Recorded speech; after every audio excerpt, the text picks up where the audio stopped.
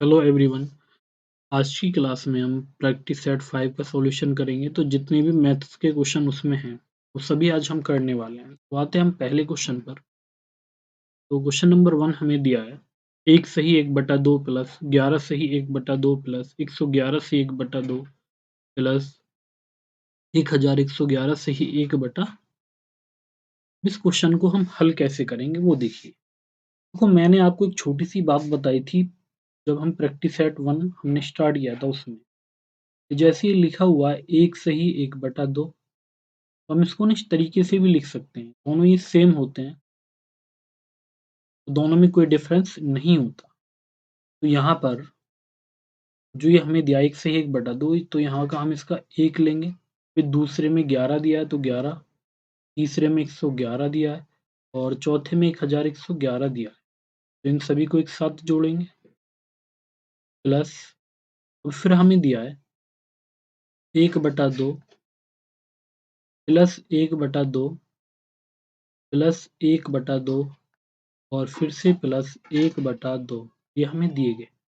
तो जब इनको ऐड करेंगे तो यहाँ पर ये होगा 1 और 1 2 और 1 3 और 1 4, ये 4 आ जाएगा। फिर ये होगा 1 और 1 2 और 1 3 होगा। फिर ये 1 और 1 2, तो ये कितना आएगा 1234 प्लस। अब आप यहाँ देखिए 1/2 और 1/2 को मिलकर 1 बनेगा, फिर ये भी 1 कितना हो जाएगा, ये 2 होगा। तो जो हमारा आंसर होगा वो आ जाएगा 1236। इस तरीके से ये हो जाएगा। ये था क्वेश्चन नंबर 1। अब आएंगे क्वेश्चन नंबर 2 पर। क्वेश्चन नंबर 2, ये हमें दिया है 12/4 गुणा 2 प्लस। तो पहले हमें करना होता है भाग। यानी क्या दिया है 12/4 गुणा 2 और प्लस 6। तो अगर हम इस 12 को 4 से भाग दें तो 4 तिया 12 होते हैं, फिर गुणा 2 और प्लस 6। अब हम करेंगे गुणा, तो 3 दूनी 6 और प्लस 6 बराबर ये कितना आएगा 12। तो डी ऑप्शन हमारा आंसर आ जाएगा। इसके बाद आएंगे क्वेश्चन नंबर 3 पर। ये क्वेश्चन नंबर 3 हमें दिया है 3/7 2/9 4/13 6/11 और 7/9 में सबसे बड़ी भिन्न क्या है। हमें क्या ज्ञात करना है, सबसे बड़ी भिन्न यहाँ पर क्या होगी। अब देखो यहाँ पे एक काम करिए, सबसे पहले तो आप ये देखिए ये क्या है 3/7 के बाद हमें दिया है 2/9, फिर हमें दिया गया यहाँ पर 4/13, फिर हमें दिया है यहाँ पर 6/11 और फिर हमें दिया गया 7/9, ये दिया है। तो यहाँ पर अगर हम सभी में अपनी तरफ से एक जीरो बढ़ा लेते हैं ऊपर, तो यहाँ कोई फर्क नहीं पड़ने वाला। लेकिन हमारा जो ये क्वेश्चन है ना, ये बहुत आसान हो जाएगा। कैसे? अगर हम 7 से 30 को डिवाइड करें तो ये 7 चौक 28 होगा लगभग, ये 4 पॉइंट आएगा आगे। ये 9 दूनी 18 होगा तो ये 2 पॉइंट होगा 2 दशमलव, और ये 13 त्रिक 39 3 दशमलव होगा। के बाद ये होगा 11 पंजे 55 5 दशमलव, और ये होगा 9 सत्ते 63 7 दशमलव। और आप ये देखिए इनमें सबसे बड़ी संख्या ये है। 7 किससे मिली, 7/9 से। तो यहाँ पर जो सबसे बड़ी भिन्न होगी वो 7/9 होगी। इस क्वेश्चन को करने का सबसे इजी मेथड यही है। के बाद आएंगे हम क्वेश्चन नंबर 4 पर। ये जो क्वेश्चन नंबर 4 है, ये हमें दिया हुआ है 1 सही 9/16। तो बराबर इसको हम लिख सकते हैं 16 एकम 16 और 9 25/16। तो ये बराबर कितना आ जाएगा 5/4। इसको भी हम लिख सकते हैं 1 सही 1/4, और यही हमारा आंसर आएगा। क्वेश्चन नंबर 5, ये हमें दिया है कि दो संख्याओं का में से 11 तथा लय से 7700 है। यदि इनमें से एक संख्या 275 हो तो दूसरी संख्या क्या होगी, ये हमें निकालना है। तो यहाँ पर सेम क्वेश्चन जो हमने पहले किया था प्रैक्टिस सेट 4 में वही है। तो यहाँ पर जो हमें एक संख्या दी गई, कितनी दी गई 275 दी गई बराबर हमें मैं से और ले से दिया है 11 गुणा 7700 ये हमें दिया गया। तो यहाँ पर इसके साथ दूसरी संख्या भी हम ले लेते हैं, इसको मान लेते हैं हम ये सेकंड नंबर जो हमें निकालना है। अब 11 से अगर हम इसको भाग देते हैं तो ये होगा 11 दूनी 22 और 11 पंजे 55 और 25 से अगर हम इसको भाग दें तो ये बनेगा 25 तिया 75, ये 20 बनेगा ना जाने की 0 और 25 अट्ठे 200।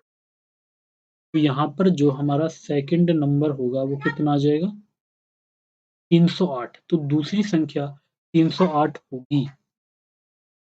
क्वेश्चन नंबर 6 हमसे कहा गया 1 से 100 तक कितनी संख्याएं जो 2 एवं 3 से विभाज्य। तो हमें ऐसी संख्याओं का पता करना है जो 2 से भी विभाजित हो और 3 से भी, नहीं दोनों से हो 2 एवं 3। तो हमें इनका एलसीएम लेना 2 3 का 6 होगा। तो अब आप यहाँ 6 से डिवाइड करके देख लीजिए 100 को। 6 एकम 6, 10 में से 6 गया 4 0 और 6 छिंग 36। तो यहाँ पर जो हमारा भागफल है वो कितना है 16। तो ऐसी कितनी संख्याएं आ जाएंगी 16 ही आएंगी। तो हमारा आंसर आएगा सी ऑप्शन 16। इसके बाद आएंगे नेक्स्ट क्वेश्चन पर, क्वेश्चन नंबर 7। तो ये हमें दिया गया है 246 गुणा 315 गुणा 212 गुणा 615 के गुणनफल का इकाई अंक ज्ञात हो। मैं आपको कई बार बता चुका हूं कि जब हम इकाई अंक निकालते हैं तो हमें केवल इकाई अंक ही लेना होता है। तो यहाँ 246 में जो इकाई अंक है वो 6 है, 315 में इकाई अंक 5 है, 212 में इकाई अंक 2 है और 615 में है 5। तो आप इनकी गुणा करके अगर देखें तो 5 दूनी 10 जिसमें 0 है। अगर 0 आ गया तो अब इकाई अंक 0 ही रहेगा, ये नहीं बदलेगा। के बाद क्वेश्चन नंबर 8। क्वेश्चन नंबर 8 हमें दिया है यदि किसी संख्या को 72 से भाग दिया जाए तो शेषफल 3 बचता है। यदि उसी संख्या को 8 से भाग दिया जाए तो शेषफल क्या बचेगा। अब देखो यहाँ पर अगर आप इसको ऐसे मान के कर लेते हैं शेषफल तो 3 ही बचेगा, क्योंकि 8 से ये 72 पूरा पूरा डिवाइड है। हमने मान लिया कि किसी संख्या को 72 से, आप कुछ भी मान लो, हमने मान लिया संख्या x है, 72 एकम 72 से भाग देते हैं और यहाँ पर जो शेषफल है वो कितना है 3।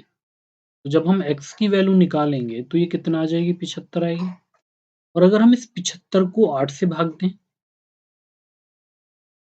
तो ये 8 नम 72 बनेगा और हमारा शेष कितना 3 ही रहेगा।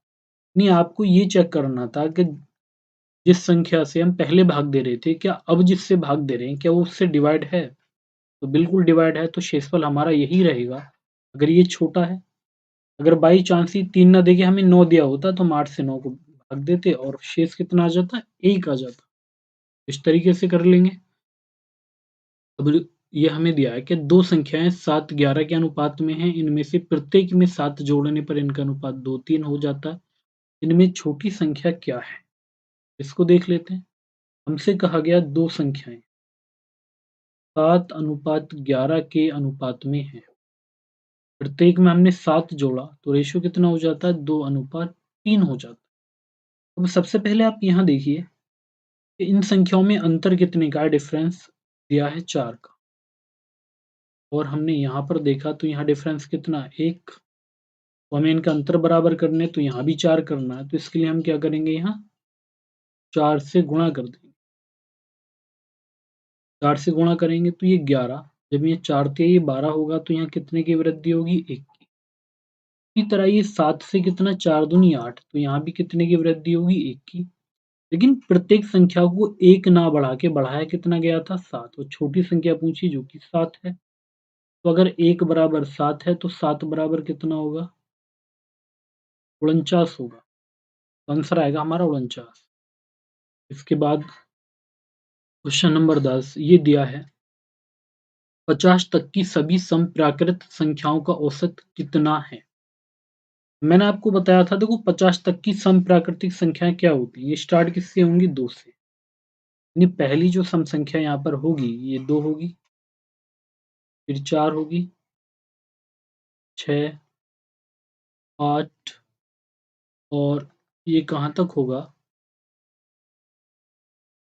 ये होगा 50 तक। तो मैंने आपसे कहा था कि अगर इनका अंतर सेम हो, अंतर क्या हो, समान हो, तो 2, 4, 6 में से 4 गए तो 2, तो अंतर तो यहाँ पर समान है। तो एवरेज का फ़ॉर्मूला क्या होता है? एवरेज का फ़ॉर्मूला होता है प्रथम संख्या प्लस अंतिम संख्या, फर्स्ट प्लस लास्ट और बटा 2। तो यहाँ पर जो पहली संख्या तो 2 है और अंतिम संख्या है 50 बटे में 2। तो दोनों को जोड़ेंगे तो ये 26 और उसको 2 से भाग देंगे तो कितना आ जाएगा? ये आ जाएगा 13। 13 नहीं आएगा, सॉरी। तो ये बनेगा 52 और 2 से भाग देंगे तो ये 26 आएगा। इस तरीके से ही कर लेंगे हम। उसके बाद आता है क्वेश्चन नंबर 11।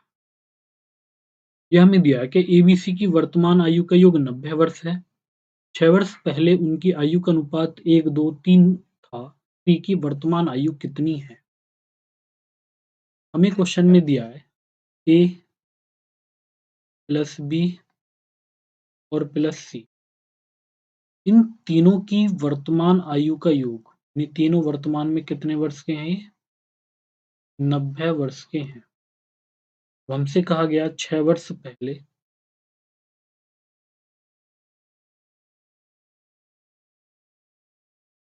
6 वर्ष पहले, तो 6 वर्ष पहले 3 व्यक्ति, तीनों की 6 वर्ष आयु कम कर देंगे यानी 6 तिया 18 होगी। तो ये कितने आ जाएंगे? 72 के आ जाएंगे। तो हमें 6 वर्ष पहले इनका रेशो दिया है, ए, बी और सी का। ये दिया है 1, 2 और 3 बराबर कितना आ जाएगा? 6। यानी अगर 6 वर्ष पहले इनकी आयु का योग 6 होता, तो ए की आयु 1 होगी, बी की आयु 2 होगी और सी की आयु 3 होगी। लेकिन ये 6 ना होकर बल्कि है कितना? 72। तो ये कितने गुणा? 12। जब ये 12 है तो हम सी यानी 3 का भी 12 गुणा करेंगे तो ये 12 थी 36 आ जाएगी। 6 वर्ष पहले सी की आयु थी 36 वर्ष, तो वर्तमान में कितनी होगी? 6 वर्ष ऐड कर देंगे तो आंसर आएगा 42। C option. इसके बाद हम आएंगे क्वेश्चन नंबर 12। तो 12 हमें दिया है 5 व्यक्ति किसी कार्य को 20 दिन में पूरा करते हैं, तो उसी कार्य को 10 व्यक्ति कितने दिन में पूरा करेंगे? ये हमें ज्ञात करना है। सीधा-सीधा हम इसमें एमडीएच फॉर्मूला लगाएंगे तो यहाँ पर M1 D1 बराबर होगा M2 और D2। ये हमारा फॉर्मूला होता है। यहाँ पर व्यक्ति कितने हैं? 5। इस समय कितना लेते हैं? 20 दिन। तो ये 10 व्यक्ति हैं और कितने दिन का समय लेंगे? D2 हमें निकालना है। तो 0 से 0 और 5 दूनी 10। आंसर आ जाएगा 10 दिन। Question number 13। क्वेश्चन नंबर 13 हमें दिया है कि दो नल एक टंकी को क्रम से 2 घंटे तथा 3 घंटे में भर देते हैं। यदि दोनों नल एक साथ खाली टंकी में खोल दिए जाएं, तो टंकी को भरने में कितना समय लगेगा? अब यहाँ बोला गया कि दो नल एक टंकी को 2 और 3 घंटे में भरते हैं। 2 नल हैं और इनका जो टाइम है भरने का कितना है? 2 और 3। तो हमें क्या करना था? हमें 2, 3 का एलसीएम लेना था, जो कि कितना होगा? 6। 2 से 6 3 और ये 3 दूनी 6, तो ये बराबर कितना आ जाएगा? 6 और बटे में 5। तो हम इसको लिख सकते हैं 1 से ही 1/5 घंटे। आप चाहो तो इसको मिनट में भी कन्वर्ट कर सकते हो। तो ये होगा 1 घंटा और जब हम इस 1/5 को मिनट में कन्वर्ट करेंगे तो गुणा 60 करेंगे। 5 से 60 12 बार, तो आंसर आएगा 1 घंटा 12 मिनट। ये आंसर आएगा। के बाद आएंगे क्वेश्चन नंबर 14। यह हमें दिया है यदि ए का 60% बराबर बी का 3/4 हो तो ए अनुपात बी ज्ञात करिए। हमें दिया गया यदि ए का 60%, ये जो 60% है ना इसके भिन्न रूप होता है 3/5 बराबर बी का 3/4। ये 3 से 3 कट जाएगा। तो अगर हम ए बी को एक साइड करें तो ये अपॉन बी होगा और ये जो 5 है ये इधर चला जाएगा तो ये आ जाएगा 5/4। ये अनुपात बी होगा 5:4। ये हमारा आंसर आएगा डी ऑप्शन। के बाद क्वेश्चन नंबर 15, किसी वस्तु को 100 रुपए में बेचने पर एक व्यक्ति को 20 रुपए का लाभ होता है तो उसका लाभ प्रतिशत ज्ञात कीजिए। हमें ये बताना है कि लाभ कितने परसेंट हुआ।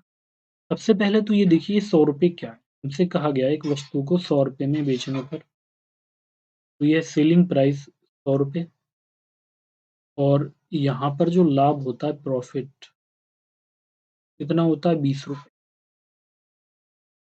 तो हमारा जो क्रय मूल्य होगा, अगर हम 100 रुपए में से 20 रुपए लाभ के घटा देते हैं तो ये 80 रुपए होगा। हमें यह निकालना है लाभ प्रतिशत, ये हमें निकालना है। तो लाभ कितना 20 रुपए, जबकि हमारा क्रय मूल्य कितना है 80 रुपए। अगर परसेंट निकाले तो गुणा 100, 20 से 80 कटेगा 4 बार और 4 से 100 कटेगा 25 बार। तो जो हमारा आंसर आएगा वो आएगा 25% लाभ, बी ऑप्शन। क्वेश्चन नंबर 16, हमसे पूछा गया 48 का कितना प्रतिशत 6 है। हमें केवल ये बताना था ये जो 6 है ये 48 का कितने परसेंट है। तो परसेंट के लिए तो गुणा 100 करते हैं। अगर हम 6 से 48 को डिवाइड करते हैं 8 बार और 4 से 4 दूनी 8, 4 से होगा 25 बार, 25/2 जो कि होगा 12.5%। तो ये बहुत ही आसान क्वेश्चन है, इनको अगर हम ध्यान से देखें तो।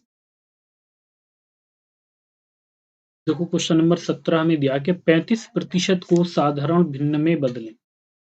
हमें क्या दिया गया 35% को साधारण भिन्न में बदलें। तो यहाँ अगर हम देखें 35%, मैं सभी को बता चुका हूँ आपको कि जो हमें भिन्न में बदलना होता है, परसेंट हटाना होता है तो बटे में करते हैं हम 100, यानी 100 से भाग देते हैं। 5 से डिवाइड करें, 5 सत्ते 35 और 5 30, तो आ गया हमारा आंसर 7/20। क्वेश्चन नंबर 18, ये हमें दिया है कि किसी व्यक्ति ने पुरानी टाइप की मशीन 1200 रुपए में खरीदी और उसकी मरम्मत पर 200 रुपए खर्च किए, तो उसे 1680 रुपए में बेच दिया, तो उसका लाभ प्रतिशत क्या हो।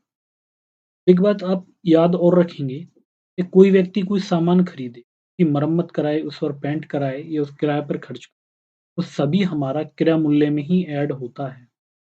तो 1200 रुपए में खरीदा और उसकी मरम्मत पर कितने रुपए खर्च कर दिए इसने 200। तो यहाँ पर जो हमारा सीपी बनेगा वो कितना बनेगा, लागत मूल्य 1400 रुपए होगा।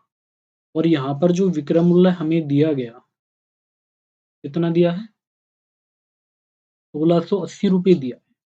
यहाँ अगर हम लाभ देखें तो लाभ कितना होगा 280 होगा। तो यहाँ पर अगर हम प्रॉफिट परसेंट निकालें तो ये बनेगा लाभ परसेंट 280/1400 और गुणा 100। 2 जीरो से 2 जीरो हम काट देंगे और 14 से 280 कटेगा 20 बार। तो यहाँ पर जो लाभ होगा कितना होगा 20% होगा।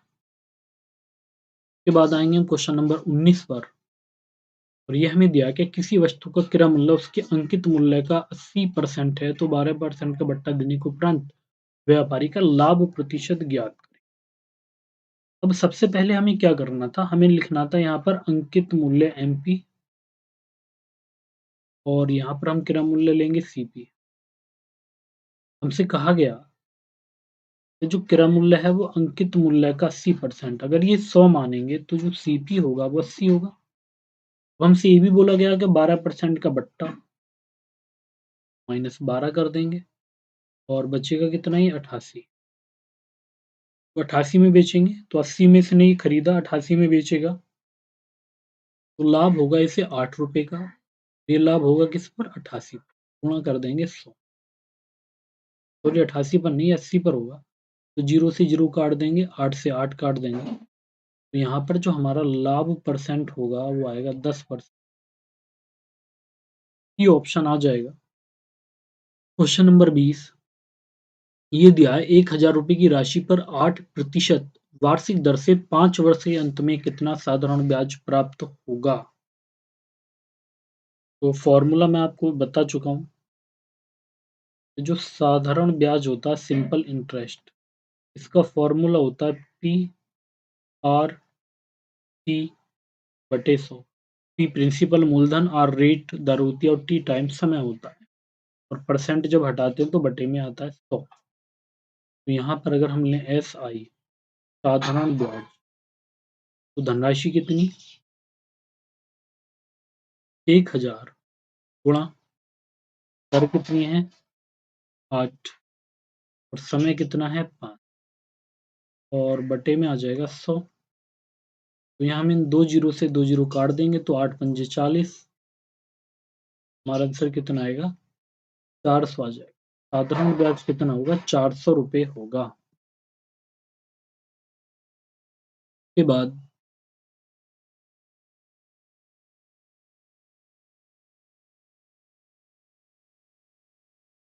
क्वेश्चन नंबर 21 ये दिया है किसी कक्षा के 30 छात्रों का औसत भार 45 किलोग्राम है जिनमें लड़कियों का औसत भार 37 किलोग्राम तथा लड़कों का औसत भार 49 किलोग्राम। तो कक्षा में लड़कों की संख्या ज्ञात करें। उनसे कहा गया कि किसी कक्षा की 30 छात्रों का औसत भार है 45। सबसे पहले तो हमें ये देखना है कि कक्षा में बॉयज हैं लड़के और दूसरी हैं गर्ल्स लड़कियां। तो यहाँ जो लड़कों का औसत भार है वो है 49 और लड़कियों का कितना है 35। जबकि दोनों का मिक्स कर दे दोनों को मिलाने के बाद ये कितना है 45। तो अगर हम इसमें एलिगेशन लगाते हैं 49 में से 45 घटाएंगे तो ये 4 बचेगा और 45 में से अगर हम 37 घटाएंगे तो 15 में से 7 घटाएंगे तो 8। तो रेशो हमारा क्या बनेगा 2:1 बनेगा। यानी अगर 2 लड़के हैं तो 1 लड़की होगी तो बराबर कुल संख्या 3। लेकिन ये 3 ना देके हमें ये 30 दिया है यानी 0 एक्स्ट्रा हो जाएगी। तो यहाँ पर लड़के 20 होंगे और लड़कियां 10। तो लड़कों की संख्या पूछी गई है तो आंसर आएगा 20। क्वेश्चन नंबर 22 क्वेश्चन नंबर 22 हमें दिया है कि किसी कक्षा में छात्रों का औसत उम्र 11 वर्ष है जिनमें लड़कों की औसत उम्र 11.2 वर्ष तथा लड़कियों की औसत उम्र 10.9 वर्ष है। तो कक्षा में कुल छात्रों की संख्या ज्ञात करें जबकि लड़कों की संख्या 50 है। हमसे हमें क्वेश्चन में जो दिया है हमसे कहा गया किसी कक्षा में छात्रों की औसत आयु 11। इसमें भी हमें क्या दिया है इसमें एक तो हमें बॉयज दिए गए और दूसरी गर्ल्स हमें दी गई। यहाँ पर लड़कों की औसत आयु कितनी है 11.2 और लड़कियों की कितनी है 10.9 है। जबकि सभी की अगर हम सभी को देखें तो सभी विद्यार्थी की है 11। 11 में से 11 घटाएंगे तो ये बचेगा 0.2 और 10.9 में से 11 घटाएंगे तो ये कितना बचेगा 0.1। पॉइंट से पॉइंट हट जाएगा यहाँ पर क्योंकि सेम अंक पहले ये लगा हुआ है। तो 1:2 इनकी संख्या आ जाएगी। बराबर जोड़ें तो 3 आएगा। हमसे पूछा गया तो यहाँ पर देखो अगर कुल लड़के 1 हैं लड़के अगर 1 तो कुल छात्र कितने आ जाएंगे 3। अभी हमें 1 ना देके बल्कि क्वेश्चन में ये हमें दिए गए थे 50। 1 अगर 50 के बराबर है तो ये 3 किसके बराबर होगा तो 3 होगा 150 के बराबर और ये हमारा आंसर आ जाएगा। तो 150 आंसर आएगा। क्वेश्चन नंबर 23 क्वेश्चन नंबर 23 हमें दिया गया है कि 400 रुपए का एक वर्ष में 10% वार्षिक दर से छमाही दे चक्रवृद्धि ब्याज कितना होगा। अभी एक क्वेश्चन हम पहले भी कई बार ऐसा क्वेश्चन कर चुके हैं तो क्वेश्चन में है क्या? देखो सबसे पहले तो आप रेट देखिए। क्वेश्चन में हमें दर देखनी थी। दर 10% 1 साल की है। अगर हम छमाही करेंगे तो 1 साल में 2 छमाही तो दर आ जाएगी 5% और 5% होता है 1/20। अब 1 साल का समय छमाही तो 2 बार ही कैलकुलेट करेंगे। 1/20 का मतलब ये होगा कि अगर ₹20 मूलधन तो एक ब्याज मिलेगा तो मिश्र धन हो जाएगा ₹21। ये भी 20 और ये 21 हो जाएगा। 20 की 20 में अगर हम गुणा करते हैं तो ये बनेगा 400 और 21 की 21 में गुणा करेंगे तो ये बनेगा 441। तो अगर हमारा मूलधन ₹400 है तो यहाँ पर ये 441 हो जाता है तो ब्याज कितना मिलेगा 41। लेकिन ये 400 ना होकर बल्कि हमें क्वेश्चन में क्या दिया गया 4000। अगर हम 400 से 4000 को डिवाइड करते हैं तो ये 10, फिर भी हम 10 से गुणा कर देंगे तो ये कितना आ जाएगा 410 आ जाएगा। तो आंसर क्या आएगा 410 रुपये आएगा। इसके बाद क्वेश्चन नंबर 24 में दिया गया एक आयताकार भूखंड की लंबाई और चौड़ाई 40 थी। भूखंड का क्षेत्रफल बताइए। आपको पता होगा कि क्षेत्रफल जो होता है आयत का वो होता है L इंटू बी, लंबाई गुणा चौड़ाई। अभी हमें लंबाई दी गई कितनी 40, चौड़ाई हमें दी गई 30, 4 तिया 12। हमारा आंसर क्या आ जाएगा 1200 वर्ग मीटर। ये आ जाएगा। क्वेश्चन नंबर 25 ये हमें दिया है कि एक समचतुर्भुज की प्रत्येक भुजा 13 सेंटीमीटर लंबी है तथा इसके एक विकर्ण की लंबाई है 24। तो समचतुर्भुज का क्षेत्रफल ज्ञात करें। तो सबसे पहले अगर हम बात करते हैं समचतुर्भुज की तो इसमें होता क्या है। जैसे अगर हम कोई एक समचतुर्भुज बना लें यहाँ पर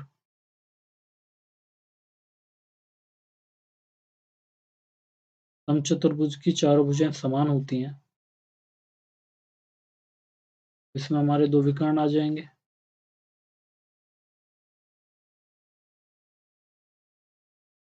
यहाँ पर ये जो एंगल होते हैं ना ये होते हैं 90 डिग्री के। इसमें 90 डिग्री के होते हैं। तो यहाँ पर हमें जो प्रत्येक भुजा दी गई वो 13, यहाँ पर भी कितनी है 13 और ये भी कितनी होगी 13 होगी, ये भी 13। तो हमसे कहा गया कि इसके एक विकर्ण की लंबाई, जिसका एक विकर्ण है वो कितना है 24 है। तो ये ना इस विकर्ण को भी दो बराबर भागों में बांट देती है समान। तो ये पूरा 24, तो ये 12 होगा और ये भी 12। जब ये समकोण त्रिभुज होगा तो आप लोगों ने ये तो पढ़ा ही होगा।